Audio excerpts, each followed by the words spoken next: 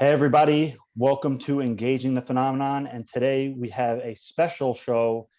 We have with us the legendary Dr. Jacques Vallée and Paola Harris, who have been in the field since the Dr. J. Allen Hynek times. So welcome to the show, guys. It's great to be here. It's great to be here. And you can call me Paula because that's what the American public calls me. Yeah. And Paula. You can call me Jacques. And Jacques. It's going to be very international today. Yeah, Paula and Jacques. So just as a kind of funny thing, people in the field called myself and some of my colleagues the young guns. So it was really funny to find out that you had a correlation with that, Jacques. Well, we are the old guns. You know, this was given to me in New Mexico by one of our main witnesses. So there is a long tradition of guns around this case. So we got the old guns and we got the new guns. So just everybody listening, just launched is Jacques and Paula's book, Trinity, The Best Kept Secret. This has been a highly anticipated book. The link to this book is going to be in the description, so you can go to the official website and you can also purchase it on Amazon. So thank you so much for coming, guys. And just to kind of preface everything, you guys want to just briefly summarize kind of what the book is about? Because you guys are, in a sense, rewriting UFO history here with this 1945 alleged crash retrieval case of a UFO. Well, let me start with the background, and then Jacques, you can tell the story. But the 1945 case is a case that I was working on separately as of 9 years ago, and Jacques was working on separately. He'll tell you, he was working with a friend in the same area. And I had done 4 years of background on it, but I found out about it when I was in Italy, because when I was in Italy, I had read the Socorro newspaper that had these two little kids. Now we're going to talk about kids here. These two little kids that not only witnessed a crash, they were there during the crash and interacted with the creatures or the beings. And so I thought, while I was in Italy, like in 2005, why aren't my colleagues jumping on this, because the witnesses are still alive? And then the universe had it so that when I returned in 2007, then in 2000, I returned to the United States to live. In 2009, by accident, I began to find the trail to the 6-year-old child, Remy Baca, and befriended him before he died, and did a lot of work in that with Remy. And then when he died, Jose took me on location, and I've been working with Jose Padilla ever since. And Jacques, asking him, and he's got an incredible memory. Jose Padilla has a photographic memory. So this case has the kids, the witnesses, the location, incredible testimony. We found a third witness, Sabrina Padilla, just a month ago, and it has everything that we need to do a proper scientific study. And Jacques reached out to me because of the metal, and I'll let Jacques talk about his research and how the universe put us together to collaborate, something that I think everybody should do. Collaboration is important. So Jacques, do you want to start how you started with me on this?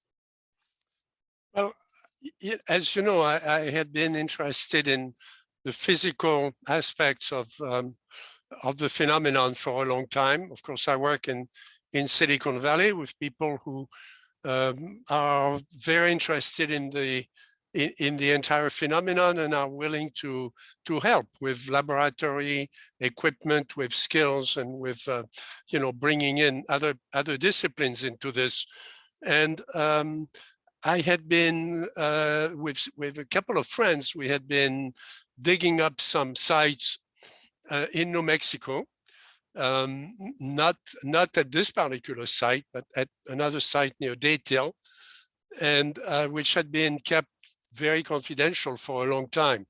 And we did find some material that intrigued us. And then one of these friends told me that there was another case, in in that particular area, near San Antonio, and a little village called San Antonito, which is actually fairly close to Socorro. So there was a correlation of things, and unfortunately, at the time I couldn't really go to that particular site, and then I discovered that Paola had done all this research already. So we started collaborating and bringing together both the testimony that she had already recorded of Reme Baca, who had just passed away, and Jose Padilla, who was the 9-year-old who had been on site. And we started going to the site together and gathering all the data that we could on that case. Yeah, I'd like to say the book is wonderfully written. I feel like I'm at the Owl Bar and Cafe when I'm reading it. It's excellent. But to start off, we have a 1945 crash retrieval, or cases with the, you have these kids as witnesses. And an interesting quote here you have from the book, it says, "It had taken place here precisely 1 month after the first nuclear explosion in history, as if a direct response to it." Well, this is something that the case has been mentioned in a few other books.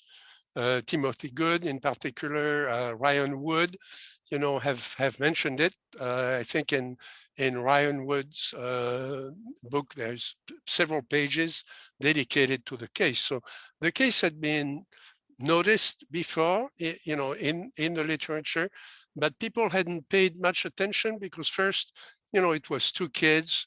It wasn't as sexy as Roswell. And also, it was a very well-kept secret. And the secret was very well kept from 2 different directions. There was a crash, or rather a controlled landing by a very, very interesting craft that was taken away by the Army. The Army was on the spot because this was within the White Sands area where the first atomic bomb had just been tested. Okay, so the Army was on the spot right away. They recovered the craft and they took it away. And it was never mentioned again anywhere. The other part of the secret was the kids. The kids were terrified by what they had seen once they realized that this was not an airplane and it certainly wasn't a weather balloon. They had recovered some artifacts that we have now, that we are studying and taking apart. Very interesting artifacts, but the Army was clearly aware that there was something missing from what they had recovered, and they were trying to find out where it was.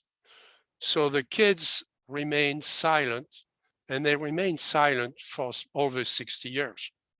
So Roswell happened, Kenneth Arnold happened, all of this happened, and they never spoke. They never testified. They kept their own counsel. They went their own way.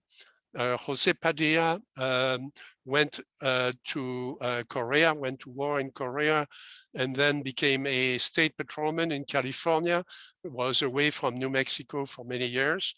Reme Baca, they both got married, had kids, had families.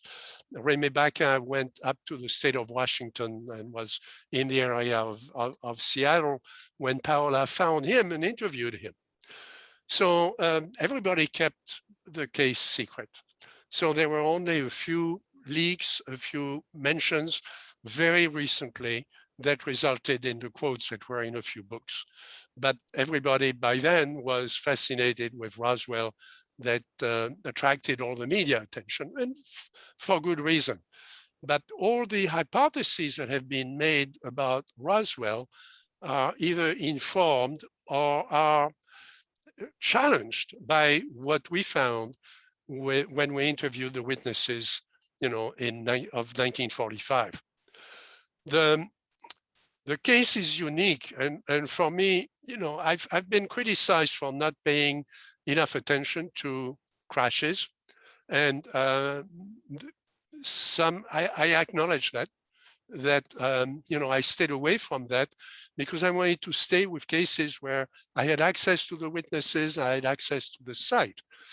New Mexico and all these other crashes, and I used to discuss it with Alan Hynek, of course, when I worked with him for many years.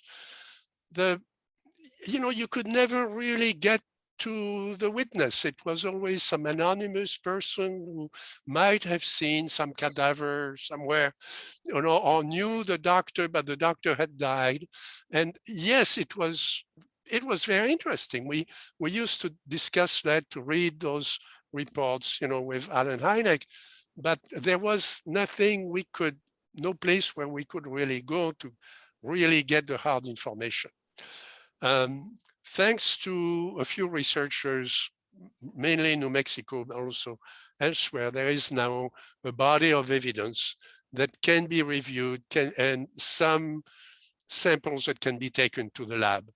And again, being a Silicon Valley kid, I have fairly easy access to those labs and to the people who know how to do those analyses. So that's why I got back into this. And this particular case with Paola was really a great opportunity to do some real science. Right. And I'm gonna jump in for a minute, because your question had to do with the significance of the timing. oh, right. That was an answer to the atomic bomb, and that Jacques actually created an incredible framework for my interviews, and that he studied the time, the history. He talks about what was happening in Los Alamos. He talks about Oppenheimer. He talks about the study of the bomb itself. This book is not a UFO book, it's a history book. And it talks about the damage that was done to the city. And he can talk a little bit about that. And the timing of it being 1 month after, 20 miles away from ground zero, both Jacques and I think it was a message to the planet, because whatever fell or was flying around or whatever, and the creatures were alive when the boys saw them, was not by accident. It was a reaction to our change as a humanity, as a species on this planet. And you noticed that, James, so that was a really, really good question. If Jacques wants to elaborate a little bit about what was happening at the time on it right there, that was not a test. What all the UFO books who mentioned the book in passing, did justice to the testimony. There is only one thing they forgot, that this happened about 20 miles away from the site of the first, plutonium bomb. And the coincidence is, as Paola says, it's more than a coincidence. You have an object. 2 days after the capitulation of Japan, this object comes out of nowhere, does a curved trajectory, hits a big communication tower, which is damaged by the accident. The accident opens one of the panels in the object, so opens a hole in the object, but the object is still doesn't explode. I mean, an airplane would have been shattered to pieces by that collision. The object is still under power. It actually does a crash landing, plows a long groove in the landscape on this part of the desert, which is really a cattle ranch with very sparse vegetation. It plows, a path into it. It makes a turn and it stops. There are 2 kids there, and this is what's very unusual. They're one of maybe 10 10 things that are unique about this case. The witnesses were on the site. This is not like Roswell, where there was a crash, nobody knew where it was. People went a couple of days later, found it, and so on. Roswell is very interesting in some of the samples that were found and so on. But the 1945 case, what happened with the witnesses actually there. In reading this and in reading the transcripts that Paola had done, both with Remy, and I had to catch up with American history because, you know, I grew up in France. I was born in 1939, which was, you know, the declaration of war, of World War II. I grew up in a small town that was a key to the path from Paris to Normandy. So you can imagine how strategic it was. That town, when I grew up, was bombed 17 times to destroy the bridges that would control the response from the German army to the invasion of Normandy. So I grew up in the middle of the war. So I knew American history. I knew what the US had done in Europe, and I knew European history. I didn't know Japanese history. I knew, of course, about the atomic bomb. I knew about Hiroshima and Nagasaki, but I didn't know the context of that. And I had to, so I bought a number of books. There were a number of very good historical books that came out just about a year ago. And I plunged into that study. I discovered a number of things that everybody talks about the bomb in White Sands as a test, the Trinity test. Trinity, by the way, has to do with 3 little mountains that you can see from the landing site. You can see them very clearly, and they mark that entire landscape. The base there was enormous, and it was secret, obviously. Oppenheimer, a number of world-class scientists were there, Nobel Prizes, Enrico Fermi, and so on were all there. And but what in physics, when you do a test, you take a small vial of something and you mix the things together and you look at the results, and then if it works, then you get a patent, and then you sell it to an industrial company and they do it in full scale. The test at Trinity was as deadly as the bomb that destroyed Nagasaki. It was a full power bomb. It did the same damage as the one that essentially destroyed Nagasaki in Japan. People don't know that. It's not in the books. They say, oh, the army did a test, and then there was Hiroshima, and then there was Nagasaki. That's not true.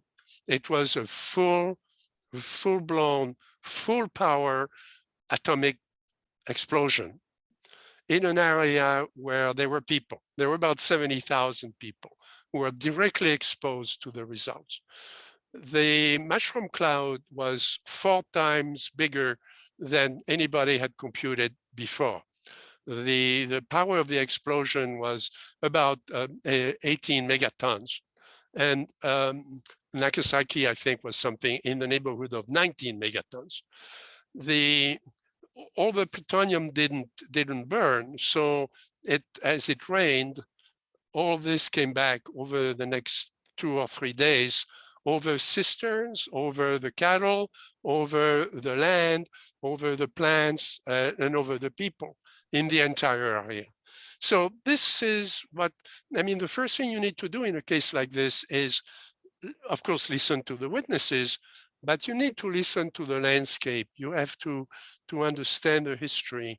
For example, when we drove to ground zero, I was surprised at the vegetation around us, which is a long drive, by the way, to get to the gate.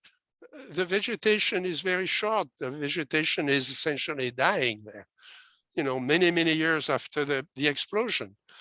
the books at the time described, you know, trees and all kinds of vegetation. It isn't there now.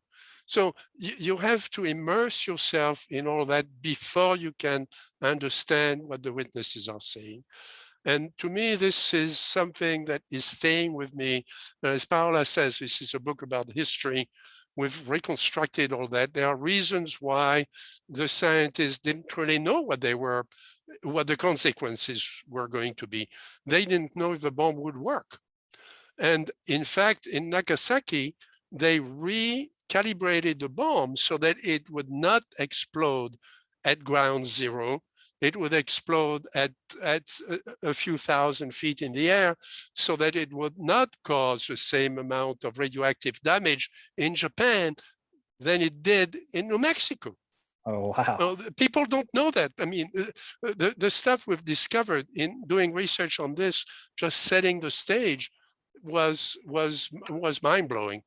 So that's in the book. We've tried very consistently in recreating those conditions, and the people that we've introduced, talking about the experiments, talking about the scientists, we've gone, of course, you know, there is Oppenheimer, there is Fermi, but we've tried to give voice to the farmers, try to give voice to the wives of the scientists. What they were not cleared, you know, for how the atomic bomb worked, but they knew the stress. They could feel what was going on. They lived with it day by day.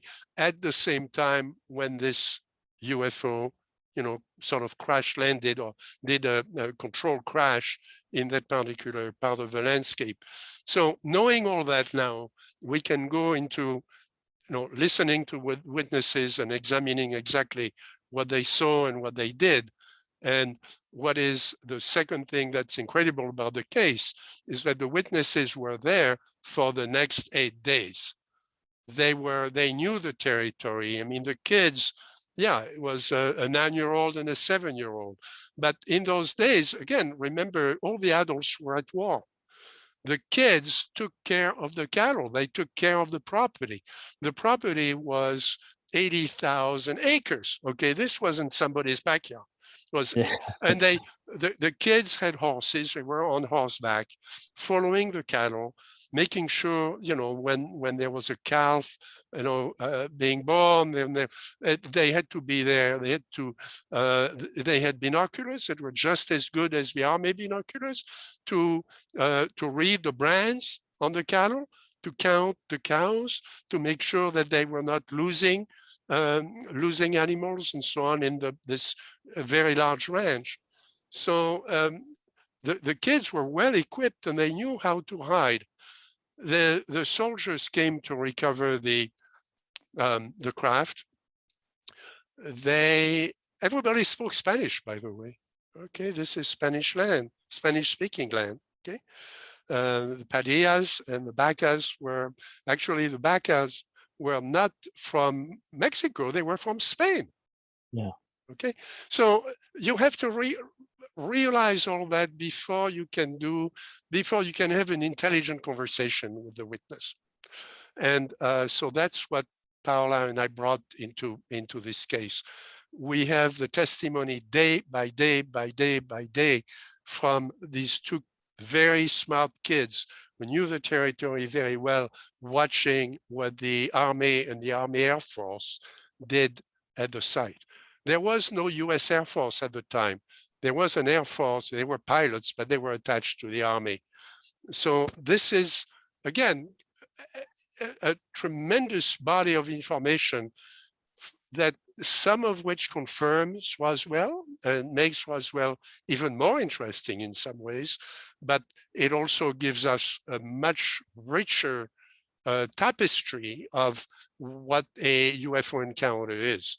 And then the object was taken away and it's not anywhere. And the ufologists have forgotten it, and even the scientists have forgotten it, and even the people who work today with with the Pentagon, the documents and so on, have not known about it. And there is a very good reason for it, because it was classified in a completely different realm, in a completely different line from most of the classification that people are talking about today, on 60 Minutes. This is not the same thing at all. This is a real stuff. Yeah. Let me add the human part to this. I love that Jacques, is talking to you like this, because it's almost like a history lesson, and it's almost like things should be studied this way. You can't just go in and talk to 2 or 3 witnesses, walk off, and you have a story. The more that Jacques and I went down there, the more we discovered. And people need to know, and you're reading the book right now, that those 2 little boys, they heard the creatures making a sound like they were hurt. So they went down while all the mesquite was burning and everything, and stood with the binoculars very close to the craft and watched the 3 creatures or beings, Jose said sashay or float back and forth. And there was communication, because Jose thought they were hurt. He wanted to go in and help them. He heard them squealing, almost crying like a baby. The reason why he did not go in there, he said he had no fear, was because the 6-year-old started to cry. Remy started to cry, and because his eyes were burning, because it was, there was all that fire around it. Or, in other words, it was irritating. So there was communication. There was witness testimony to live beings. Everybody said what happened to them. We don't know, because you get day by day what the boys did. And also there's the human aspect that I'm so glad that Jacques, thank you for talking about it. Remy, Jose's mother opened the door at 4:30 and saw the light of 1,000 suns. Nobody told her, and she got blinded in one eye.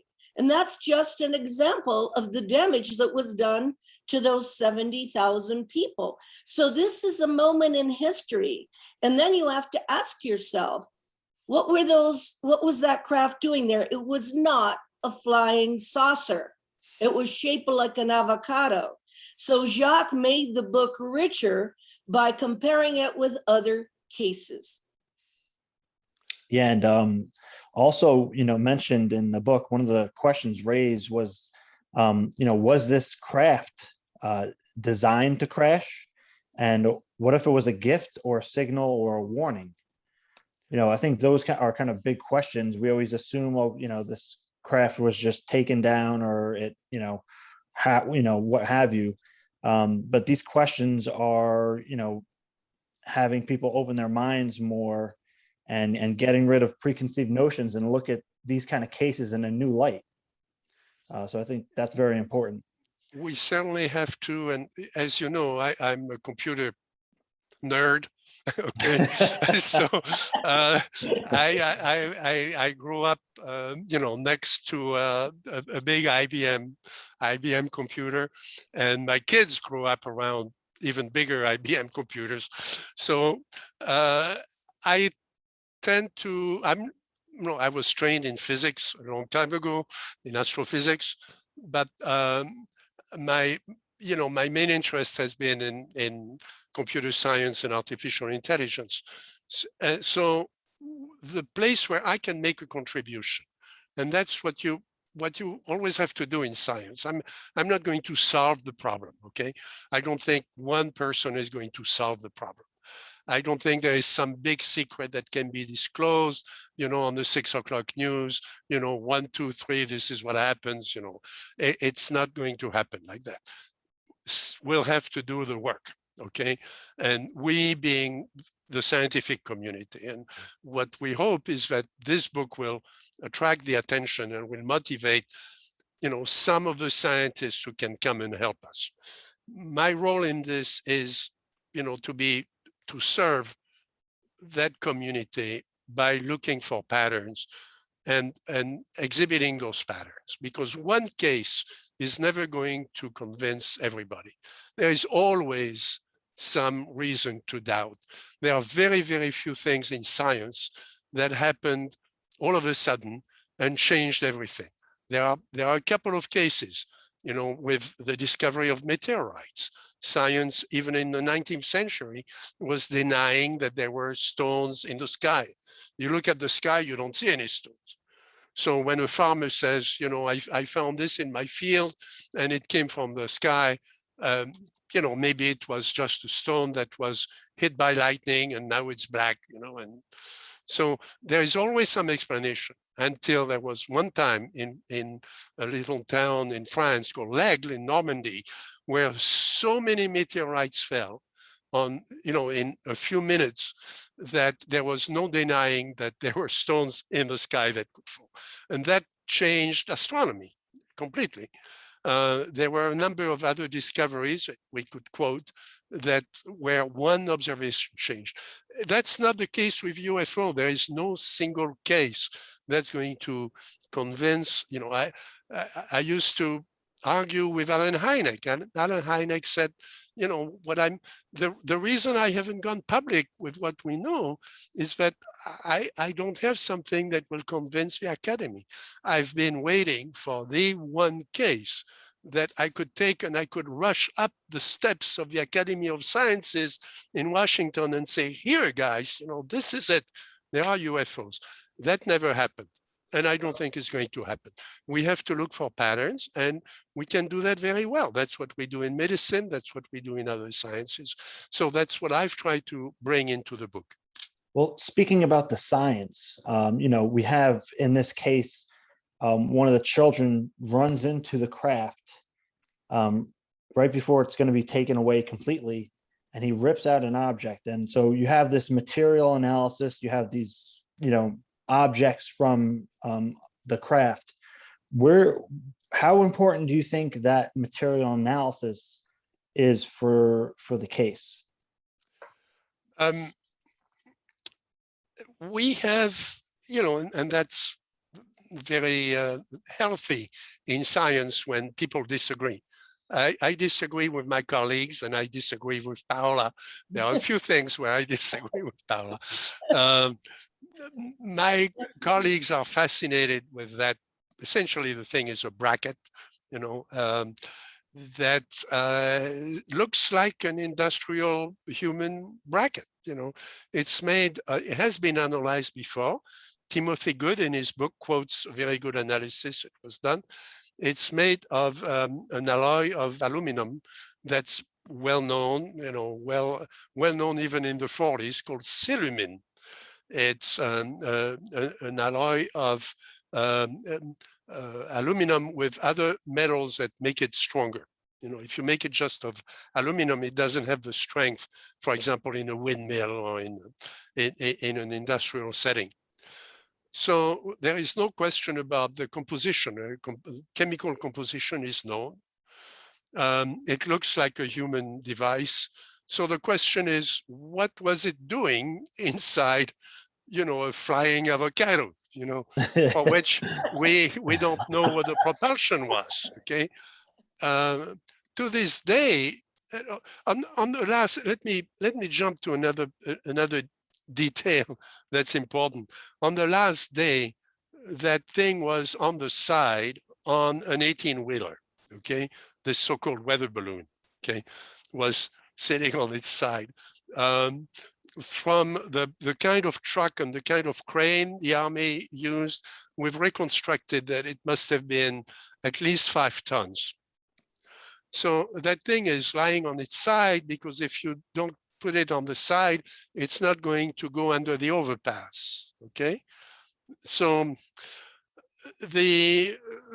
everything is ready to take it out. So the soldiers essentially have nothing more to do. So they go away and have a few drinks. In the meantime, the kids go there, and one of the kids goes inside and wants a souvenir. And he takes this bracket out as a souvenir. So why would he want a souvenir? That's another thing where you need to go back to history. We asked, Mr. Padilla, why did you want a souvenir? He said, well, a lot of people were not coming back from the war. Every family had people who had died in Germany or, in Italy and so on, or in North Africa. And so souvenirs were very important. People kept something to remember an uncle, a grandfather, a father, you know, who had just died in the war in the last few months or weeks. So souvenirs were very important. And we wanted a souvenir from this crash, you know, from these creatures we'd seen and this whole event. So that was a motivation. He wasn't so much stealing it. I mean, after all, it was on their land. Okay, so Yeah. you know they had the right to do this. But Okay. so Sorry. they wanted something that would be a tangible reminder of the adventure they had and the experience they had that was so profound.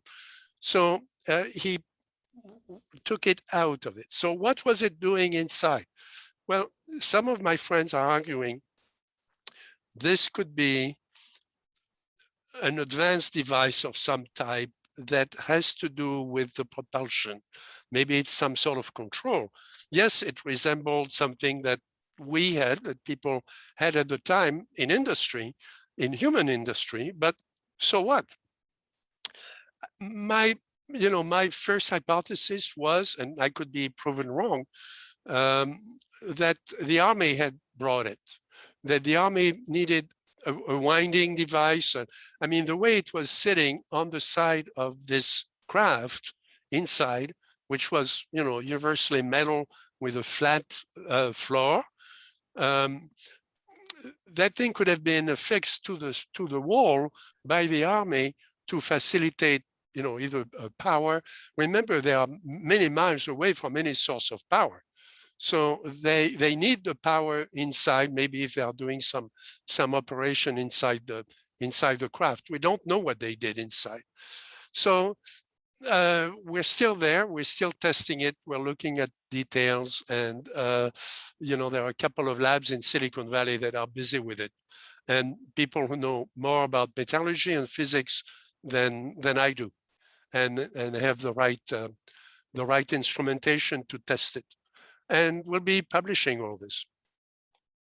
Very interesting. Does that have to do with the, you know, people have been saying that there's going to be some kind of material analysis, scientific papers published in kind of like a peer-reviewed setting. Is that part of that? Yes, a peer review has been done, and it's not part of that. It's another case. Okay. And I think people shouldn't sort of scale up their expectation about that, because we purposely took a case that most of the paper is about technology, about what you need to do if you find something like that as a result of a crash of something, whatever it is. But how do you do the reverse engineering? How do you find out what it is? So that particular case is a classic case, has been studied before. The composition is well known.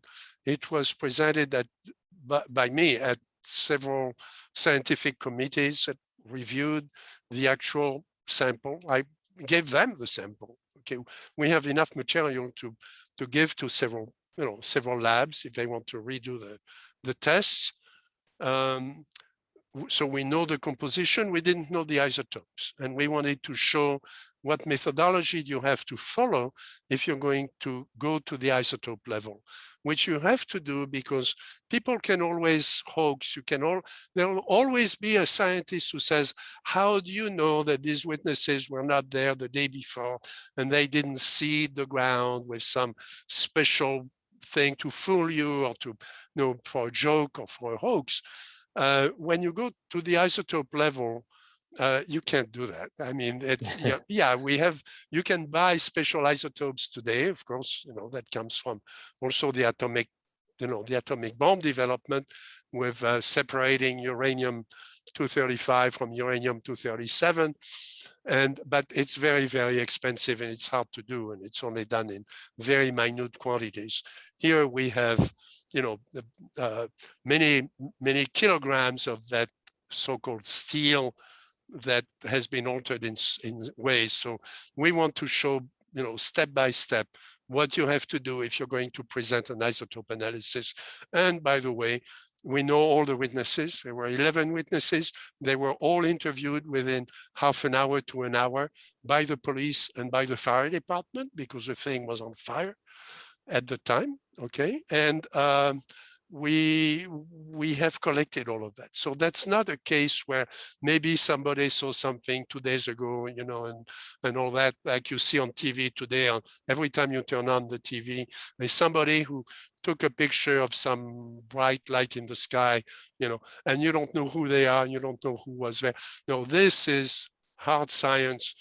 All the witnesses are known. There were 11 of them. We knew exactly where they were.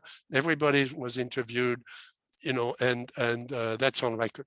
So this is the kind of case from which you can do. And 2 of the groups of witnesses saw actually a UFO in the sky. Yeah. So we know that it came from, you know, from an object that was never identified. Getting back to the Trinity, to the book and to the case, you guys had discovered a 3rd witness, Sabrina. Paola did, yes. Yeah, no. And that's why we delayed the publication of the book, you know, and we redid it by a few weeks, because we needed time to integrate Sabrina's testimony that is cross-checking everything that we already had in the book. So Paola discovered Sabrina. That was a treasure. We discovered her together. If you remember, we were sitting outside Jose's mobile home, and he mentioned that he had, and this comes from the methodology. I want to say a couple of things about methodology. We were sitting there, and Jose was going over, you know, what had happened, and he goes, "Oh, my cousin was 7 years old at the time, and she was living with my father and mother at the time." And we looked at each other and we said, she was here and she saw some of this. And this was about maybe 5 or 6 months ago. And Jacques looked at me and I looked at him. And within, I don't know, 5 days, I tracked down Sabrina within 5 days. But he was, we knew the minute he said that, because this makes it so much more valid. When we tracked down Sabrina in Los Angeles, both Jacques and I flew to Los Angeles. She lives in Los Angeles, and questioned her. And the thing about Sabrina is that she had materials in the house that Jose didn't even know about, because she was living with Jose's dad and mom, and Jose had already gone to the Korean War. So she gave us incredible testimony about the fiber optic angel hair that the boys had collected, 10-pound bag of it, and trimmed the Christmas trees in their house with it because it lit up. Yeah. And we had known about that, but she had it in the house, and she talked about playing with materials that we didn't know about and Jose didn't even know about. So I know that you want to ask a question of Jacques about the current situation, but I just want to finish my part of this by saying that the work that was done with Jacques was a collaboration of a scientific point of view. Like Jacques said, we didn't agree on everything, but and witness testimony and detective work that went on for 4 years. Jacques and I were working on location for 4 years after the 5 years I had already started. So may I encourage everybody that does this kind of research to keep going. The story, even Jacques keeps saying this isn't over yet. I'm sure there's a lot more. May I encourage everyone, number one, to work together.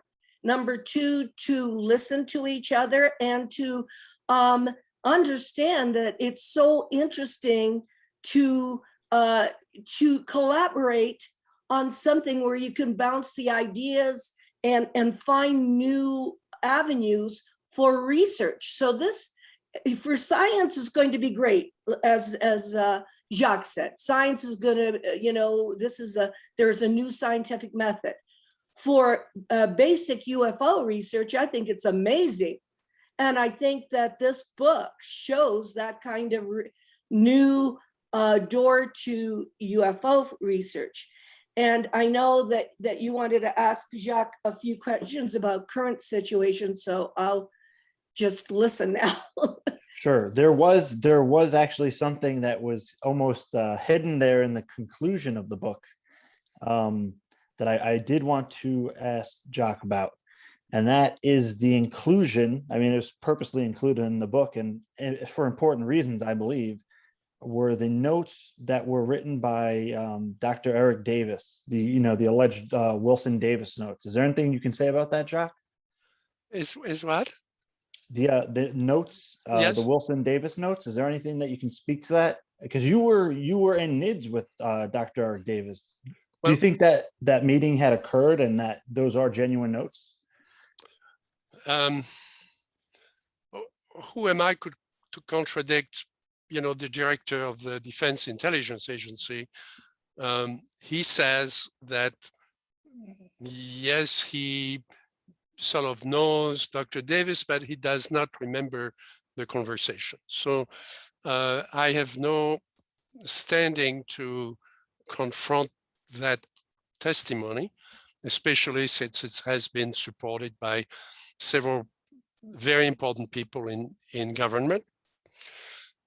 On the other hand, I've never known Dr. Davis to deviate. He's somebody who's a true scientist, he's just completely direct and completely trustworthy in his statements.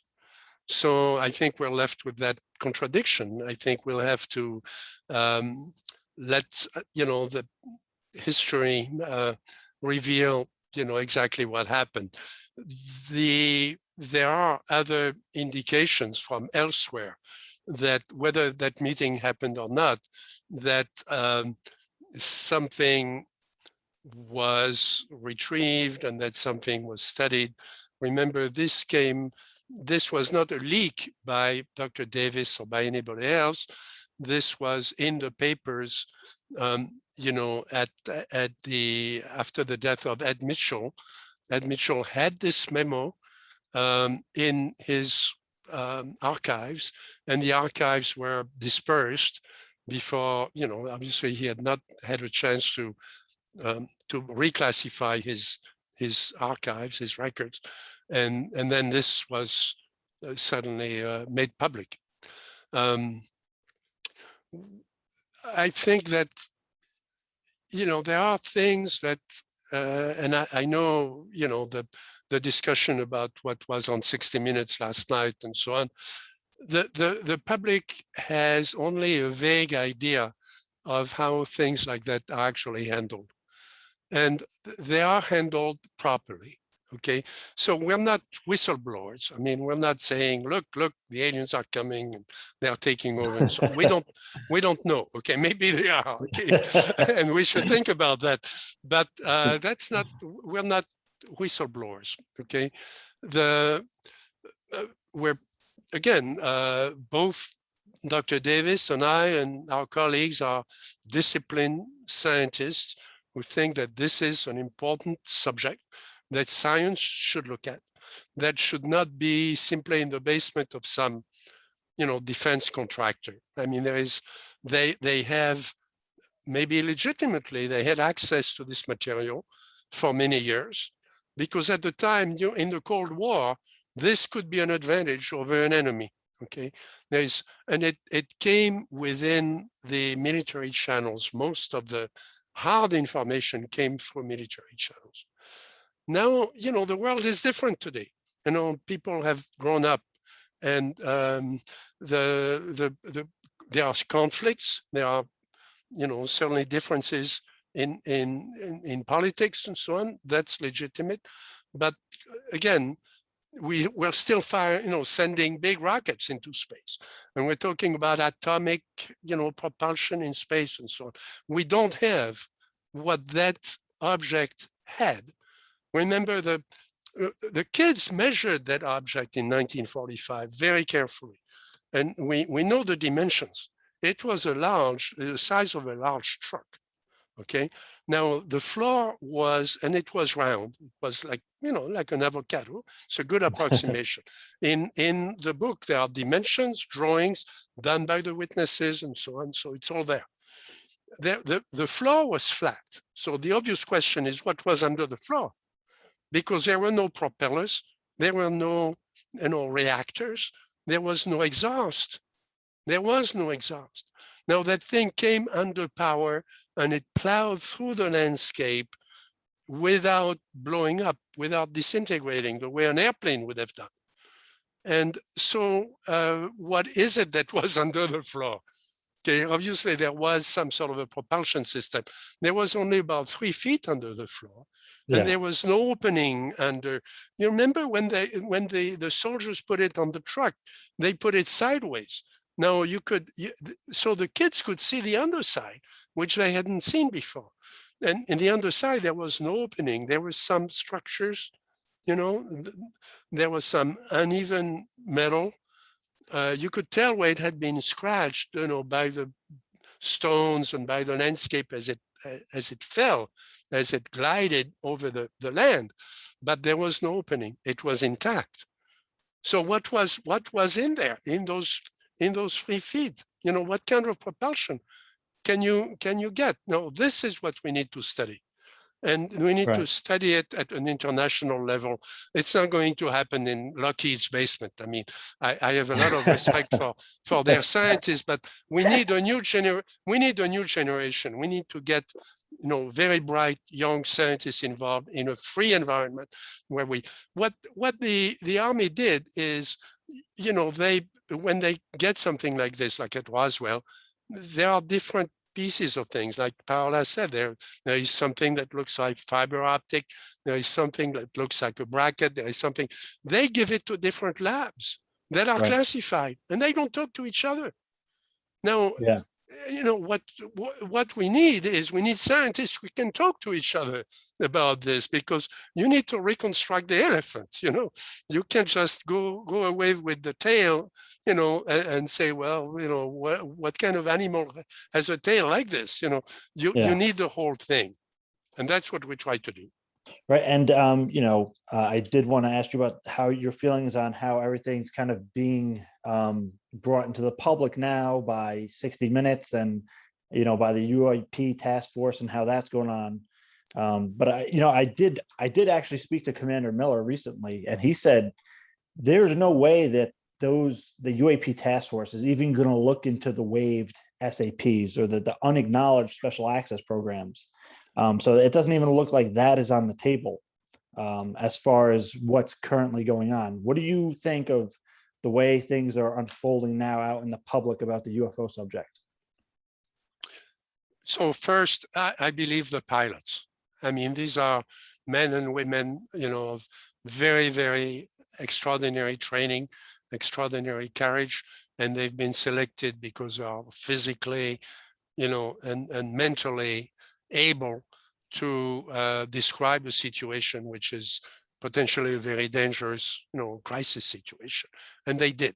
So what I got from all the news we've seen, and by the way, the key testimony has been taken away from the carrier by 2 people who came in, spoke to the skipper, and showed them a piece of paper and gathered all the information and flew off. Okay, so we don't have that. We have something which is almost as good. All the sailors saw something, heard something, and had access to a lot of the conversation and the radar, records and so on. So some of that has been preserved, but we're missing a big part of what a scientist would like to have. Okay. And I'm not, I'm not trained in that kind of technology, and I'm certainly not privy to, the classified side of those instruments. Okay, so what we can say is that those 2 minutes where Commander Fravor and his colleagues were seeing, I mean, those 2 minutes when they had visual contact with the thing are the most important thing to me, because that is very clear. Okay, they were circling, if you remember, Fravor testified to the fact that he was circling over an area where the water was being disturbed and there was this tic-tac. And then as he came down, the thing went up and passed him and went at a very, very high speed, went out. And we certainly don't understand with the technology we have how you can have a device like this that doesn't leave a trail, that doesn't seem to have, again, what is a propulsion? So that's what I take away from that is those 2 minutes of visual testimony by the pilots. And I had access, as you may know, I worked on the Bigelow project, you know, the BASS project, where I had the privilege of working on the database side with another one of the F-18 pilots at the time. So this was a long time before this became public, you know, and we had those same discussions with the pilot, and he could describe exactly what had happened that day and where the different F-18s were directed and all of that. So that is a valid, no, obviously valid testimony. It's important for the public to know something about it. The rest of it is going to be classified. And there may be a report, and we'll have to wait for the report. And again, I think what people like me and my colleagues can do is stand by to make a contribution if we're called upon to make a contribution about, you know, about the rest of the phenomenon. And we certainly could do that. Well, I know you guys got to go, but Jacques and Paola, thank you so much for coming on. And I would highly encourage people, you know, you have to read the book, especially if you want to make a comment on it. You have to read the material and look at all the information that's within the book and the context of it to really make a decision about what you think about the Trinity case. And again, excellently written. And again, thank you so much for coming on, guys. I would just have one more question for you guys. You know, obviously, you know, people have called me part of the young guns. So for the younger generations, the younger people coming into the subject, the younger people that are eager to investigate it and learn about it, what would be your words of wisdom to them going forward of how to approach the subject? Well, let me start because I used to be a high school teacher. I taught high school for 40 years. So Jacques and I have chosen almost your platform for the young guns, for the younger generation. My advice to them as a teacher is do your homework. Do your homework. We have nothing to talk about if you did not read the book.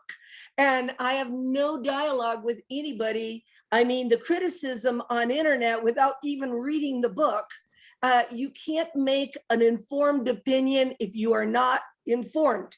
And I would give my students an F if all of their footnotes were from YouTube. So my advice to everybody is read the source material, read the original Hynek book, MacDonald, all the old guard, read the original material and then make an informed opinion about what's going on. And that comes just from a teacher's point of view. Jacques? Well, that's the best advice that can be given. But train your critical abilities because you're going to need that. You know, if you come into the world now, into the world of work, or you know, if you're a teenager and you start wondering about what you're going to do in life, you're going to be precipitated into a very, very complex environment. And what delights me when I talk to I have 2 kids and I have 3 grandsons at different ages. And I'm delighted to see how critical they are, much more critical than we were at their age. You know, at their age, we sort of listen to the radio, you listen to authority, and you try to conform, you know, to be a good student, to be a good citizen. I think the new generation thank God, is much more critical. They know that television is there to sell you stuff and to fool you about reality, to reshape reality. We have all these tools to reshape reality, and they are aware of that. So I have tremendous trust. In spite of all the stuff on TV, I have tremendous trust in that generation. I think they can do it. And our job is to transmit, as we've tried to do in this book, transmit something about the real history that we've investigated and where we stand, what we know and what we don't know. Oh, thank you again so much, guys. And again, everybody listening, go check out their book. It's on their official website, and the links will be in the description. Also, the book is on sale at Amazon. So thank you so much again, guys. And I look forward to people reading the book, and I hope to talk to you guys again soon. You take care. Take care. Thank you. Bye, James. Bye. Bye-bye. It's an honor. Bye, James.